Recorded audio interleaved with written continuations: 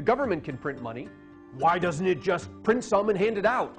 Certainly this would alleviate poverty and stimulate the economy. Modern economies use money so intensely that sometimes we forget what money is. Let's go back and look at why money was invented. Before the invention of money, people exchanged things that they produced for things that other people produced. We call this barter. Barter is very inefficient because you have to find someone who not only has what you want, but wants what you have. Economists call this the double incidence of wants problem. Another problem with barter is that it becomes difficult to save up what you produce. Our caveman would never have been able to save up for college. Not just because colleges didn't exist, but because 4 years of tuition would cost 40,000 chickens. As our caveman's chickens hatch, he puts them in a pen.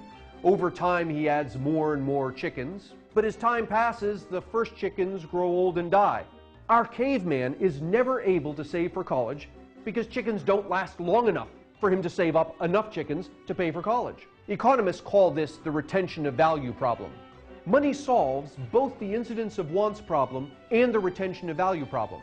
Money is simply an IOU that people can keep and exchange more easily than they can keep and exchange physical goods.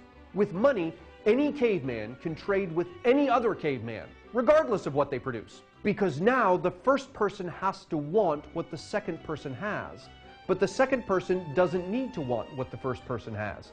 He can use the money to buy from someone else. Money also solves the retention of value problem. Our caveman can raise and sell chickens and put his money under a rock. He can keep doing this as long as he likes, because the money doesn't deteriorate. When he's saved enough, he can go buy something expensive.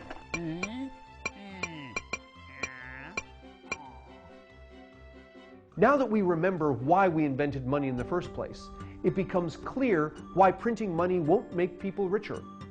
Money is valuable because people will give you goods and services in exchange for the money. Money derives its value from the goods and services. Printing more money doesn't make more goods and services appear. It simply spreads the value of the existing goods and services around a larger number of dollars. We call this inflation. The average price level is like the number of dollar bills divided by the number of goods and services. Ultimately, doubling the number of dollar bills simply doubles prices.